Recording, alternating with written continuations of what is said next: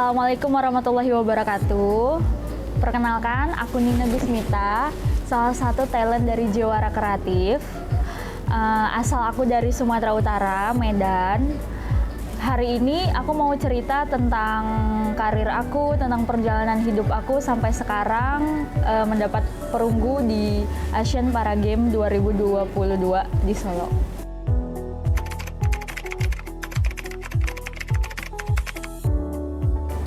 Jadi aku masuk ke dunia atlet itu dari kecil, dari keluarga aku yang menyukai olahraga. Awalnya dari kakek aku, seorang dosen atletik dan salah satu atlet atletik juga. Lalu turun ke mamaku yang seorang atlet voli, dan aku diperkenalkan ke dunia olahraga dari kecil, dari sekitar umur 3 tahun. Jadi awalnya mama tuh ngajakin aku ke lapangan, melihat dia latihan. Jadi mama tuh selalu bilang kalau dunia olahraga itu asyik gitu, jadi nggak terpaut sama akademis gitu lah. Lalu mama kasih tahu aku kalau olahraga itu harus bisa, memang nggak harus pinter, tapi semua harus bisa gitu. Lalu akhirnya aku jatuh cinta sama dunia voli.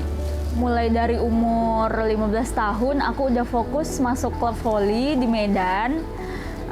Saat itu masih SMP kelas 3, tapi masih campur seneng sama basket voli.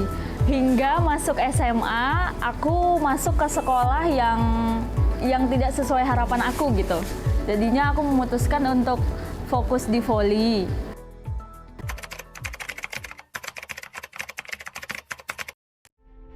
Aku mengalami kecelakaan motor pada saat itu kelas 3 SMA, tepat seminggu sebelum aku ujian nasional. Itu di tahun 2016. Pemikiran aku pertama kali adalah aku udah nggak bisa main voli.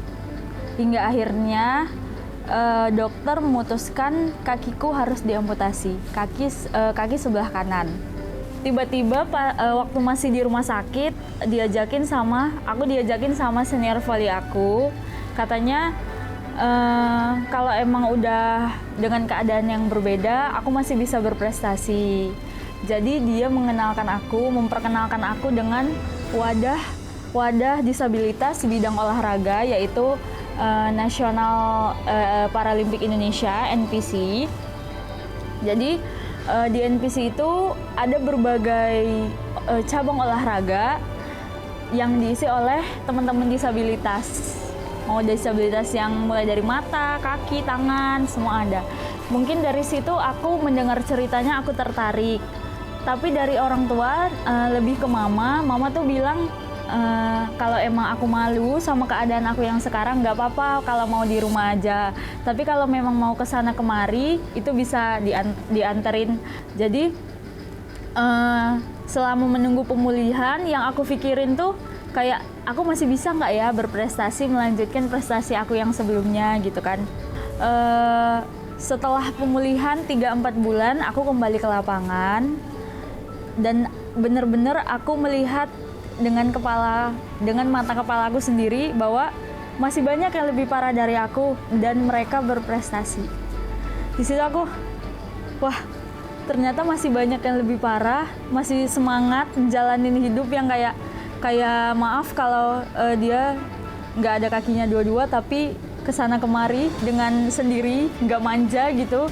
Jadi dari situ aku ngelihat kayak, oke, aku harus mulai dari awal lagi gitu. Dengan keadaan aku yang seperti ini, aku mulai dari awal lagi. Mulai memasang diri aku buat, aku harus bisa lebih dari yang kemarin, dari yang sebelumnya gitu kan.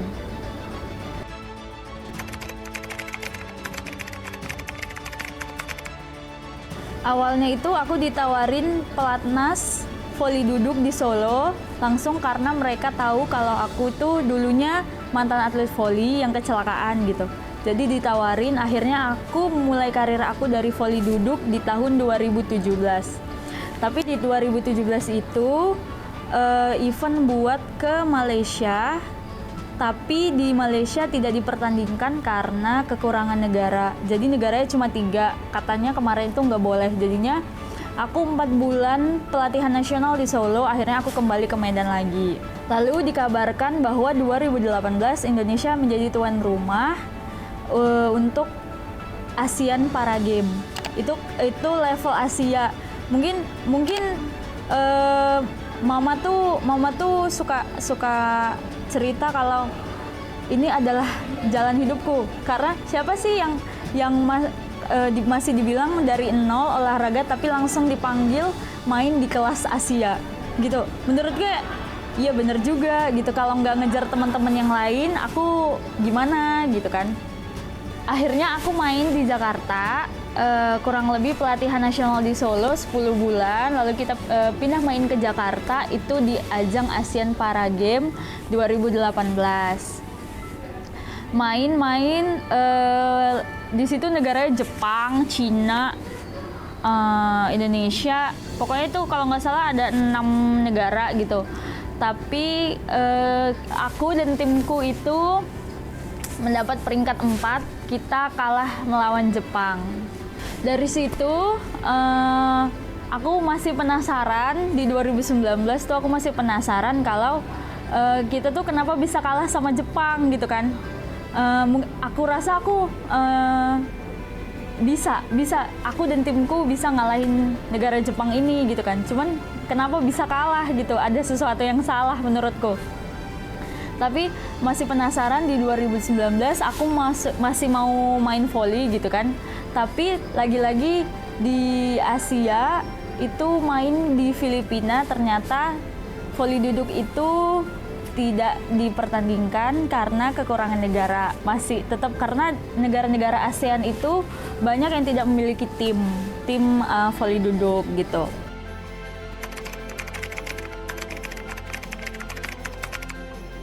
Mungkin ini rezeki aku, langsung ditawarin oleh pelatih dari atletik yang megang nomor balap kursi roda, dan aku ditawarin, ayo kalau masih mau pelatnas, kamu gabung di balap kursi roda sama teman-teman yang lain. Nah, aku memutuskan karena ini adalah olahraga yang menurutku baru di hidupku, ini aku baru lihat pertama kali gitu kan di 2019 tuh. Jadi menurutku di 2019 itu masuk ke kursi roda oke gitu kan. Aku mengiyakan tawarannya pelatih balap kursi roda itu. Lalu kurang lebih pelatnas hampir 10 atau 11 bulan gitu. Tapi ASEAN Para Games di Filipina itu 2019 ternyata diundur sampai 2020. Jadi kurang lebih pelatihan nasionalnya itu hampir setahun. Dikarenakan COVID-19,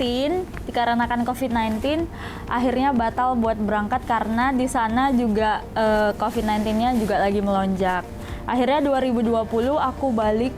Itu aku udah pelatnas kurang lebih setahun, tapi harus balik ke Medan, gak jadi berangkat. Lalu di Medan 2 tahun melaksanakan pelatihan daerah untuk menuju ke 2021 Peparnas Papua. Itu berarti aku pelatihan daerah itu sekitar 2 tahun menuju Peparnas Papua.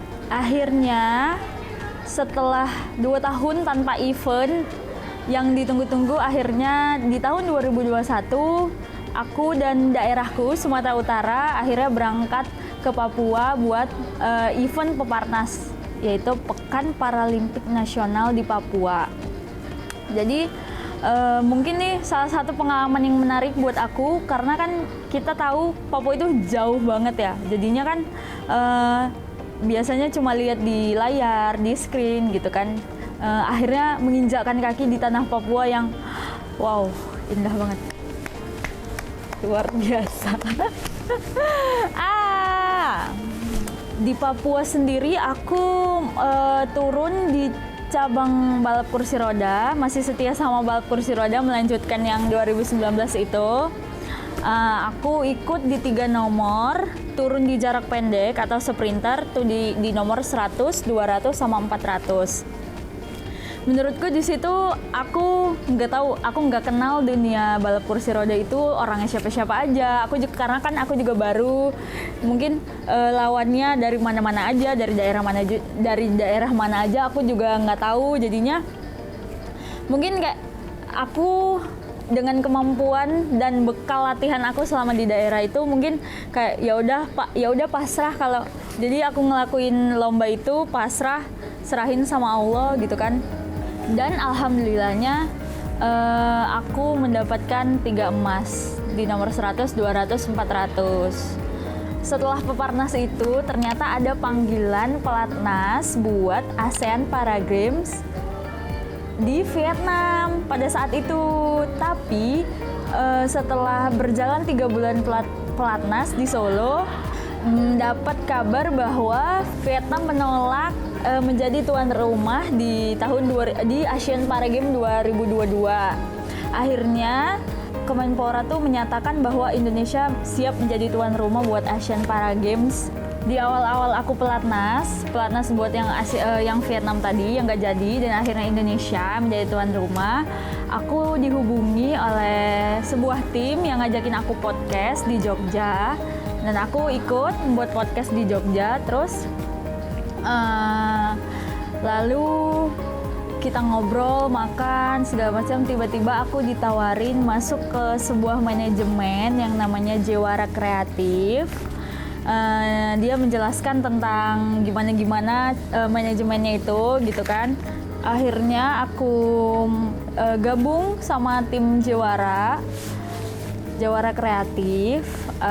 Lalu menurutku ini manajemen yang memudahkan aku dan di samping aku seorang atlet, jadi pekerjaan-pekerjaan seperti mempromosikan memudahkan aku gitu.